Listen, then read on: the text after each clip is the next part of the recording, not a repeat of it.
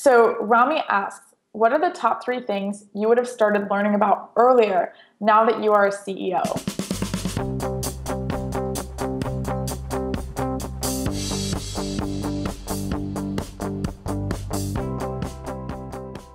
That's a great question. And hindsight is always 2020.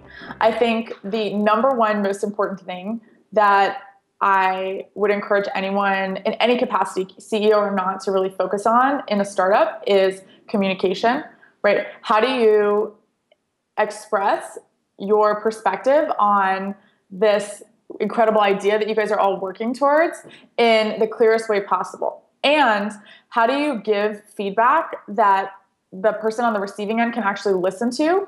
So that's a really important point, so that you can ensure that all of you guys are actually staying on that path.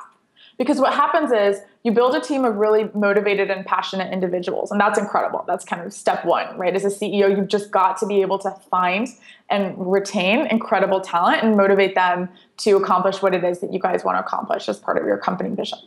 But the second piece of that is you have all these self-motivated people who are super proactive, and they're all sprinting. And so it's really important, especially when you're sprinting, a small difference in the angle and the direction in the beginning can make a huge difference over time, right? And so it's really important that you understand as a communicator how not only to communicate your vision, but how to reinforce both positively and negatively when people are actually moving towards that unified vision or not, because that allows you to keep everyone kind of moving down the same channel towards success for your company.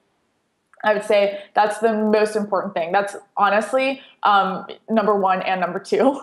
And number three is managing your own energy as a CEO.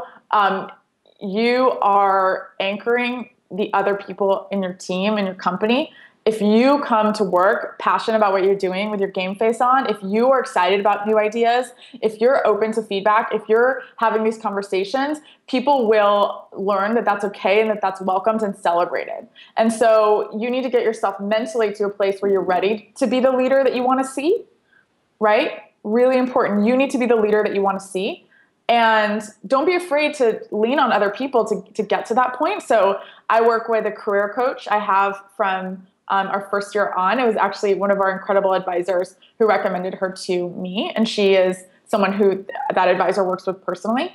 And I've been able to have this woman, right, who I speak with once every 2 weeks as a sounding board for how the company has evolved. And sometimes you just need another person to gut check how you are moving forward and communicating things so that you can be as effective as possible. So, number one and number two are all about communication. The third is really being that leader that you want to see and figuring out how to manage your own energy and your own output so that you're doing that for everybody else around you.